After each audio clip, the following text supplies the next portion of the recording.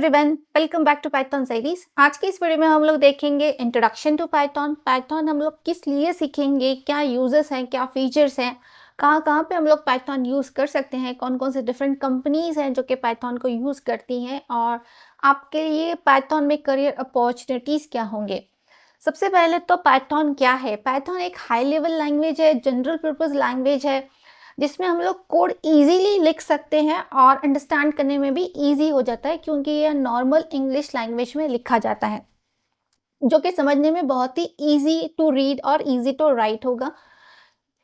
Python ये जो नाम है कॉमेडी शो की वजह से रखा हुआ था, जिसका नाम था मोंटी पाइथन। ये किसी भी स्नेक का नाम नहीं है। पाइथन बहुत ही पॉपुलर है आज के ज़माने में, क्योंकि ये इजी टू लर्न है। जैसे कि मैंने कहा, मान लीजिए कि आपको सिंपल एक मैसेज भी प्रिंट करना है, तो सिंपली आपको प्रिंट फंक्शन यूज़ करके आप कर सकते हो। इसके लिए कोई बहुत बड़ा लॉजिक या फिर कॉम्प्लिकेटेड प्रोग्रामिंग करने की कोई ज़रूरत नहीं होती। इसमें सिंगल कोड में ही आप अपना मैसेज लिख सकते हो। ये इजी टू रीड भी है। जैसे कि मैंने कहा, इसको नॉर्मल इंग्लिश लैंग्वेज में लिखा जाता है, तो सिंटैक्टिकली बहुत ज़्यादा कॉम्प्लिकेटेड नहीं है। इसको कोई भी इजीली सीख सकता है। As compared to other language, आप कोड की बात करें तो यहाँ पे आपको बहुत ही कम कोड लिखना पड़ेगा। बहुत ही कम कोड लिख के आप कई सारे लॉजिक्स बिल्ड कर सकते हो। यहाँ पे कोई ज़्यादा लॉजिक लिखने की ज़रूरत नहीं होती। बिल्ट इन कई सारे फंक्शनैलिटीज़ दिए गए हैं, जिसको यूज़ करके हम लोग अपना कोड मिनिमाइज कर सकते हैं। बिगिनर फ्रेंडली है। जो भी बिगिनर्स है, जिसको भी कोडिंग सीखनी है, उनके लिए परफेक्ट लैंग्वेज है। और अगर फीचर्स की बात करें तो यहाँ पे मान लीजिए कि आपको अगर कोई वेरिएबल भी डिक्लेयर करना है या एडिशन करना है, तो एज सिंपल एज मैथ्स है। जैसे कि आप देख रहे हो, यहाँ पे मैंने जस्ट 2 वेरिएबल्स डिक्लेयर किए हुए हैं, जिसका मैं एडिशन करने की कोशिश कर रही हूँ। तो बहुत ही सिंपल है, जस्ट लाइक आपका मैथ्स। इंटरप्रेटेड लैंग्वेज है। इसका मतलब ये है कि आपका कोड जो है लाइन बाय लाइन एग्जीक्यूट होता है, और जो भी एरर है आपको इमीडिएटली पता चलेगी। तो इससे डिबगिंग करने में भी बहुत ही ईजी हो जाता है।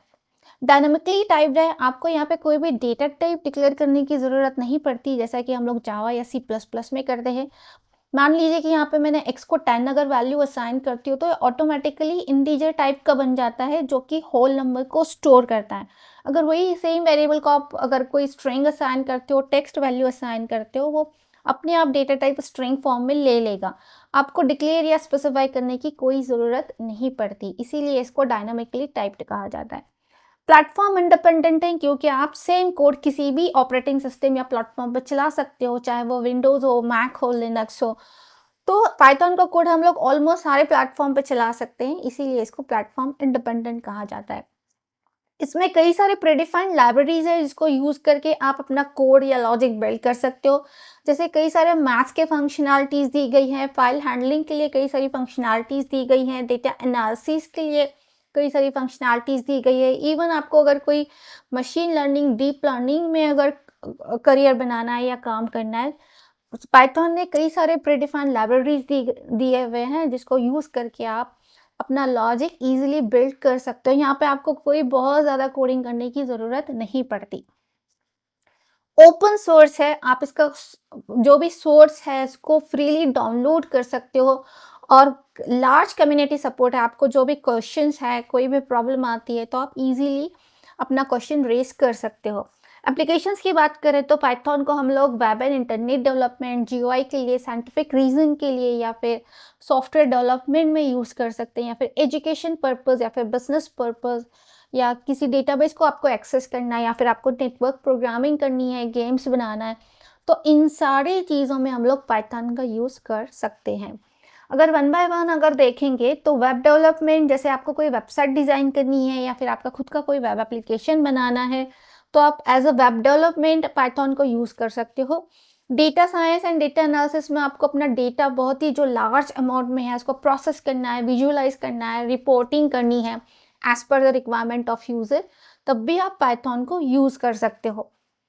एआई क्रिएट करना, या फिर आपको मशीन लर्निंग करनी है, तो आपका खुद का चैट जीपीटी बनाना है, या फिर अलेक्सा जैसा कोई टूल बनाना है, तब भी आप पाइथन को यूज़ कर सकते हो।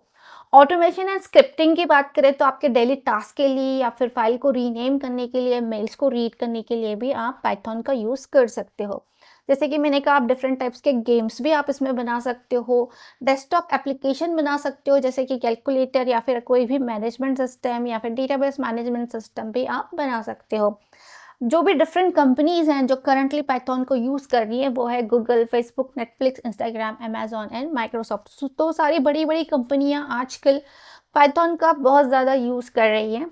अगर अपॉर्चुनिटीज़ की बात करें तो आप as a career opportunity Python में आप एज़ अ पाइथन डेवलपर काम कर सकते हो, या फिर आप डेटा एनालिस्ट की तरह काम कर सकते हो, डेटा साइंटिस्ट, या फिर आप machine learning engineer, automation engineer या फिर बैकएंड डेवलपर भी काम कर सकते हो। तो इतने सारे फीचर्स हैं पाइथन के। तो इस सारी सीरीज़ में स्टेप बाय स्टेप हम लोग सारी चीज़ें देखेंगे, ताकि आपको पाइथन ज़्यादा कॉम्प्लिकेटेड ना लगे। वैसे पाइथन बहुत ही ईज़ी लैंग्वेज है। तो इस सारी प्लेलिस्ट में हम लोग स्टेप बाय स्टेप पाइथन में किस तरह से कोडिंग करना है, सारी चीज़ों को सीख लेंगे। तो बने रहिए हमारे साथ इस प्लेलिस्ट में। मिलते हैं फिर नेक्स्ट क्लास में। तब तक के लिए टेक केयर, कीप लर्निंग।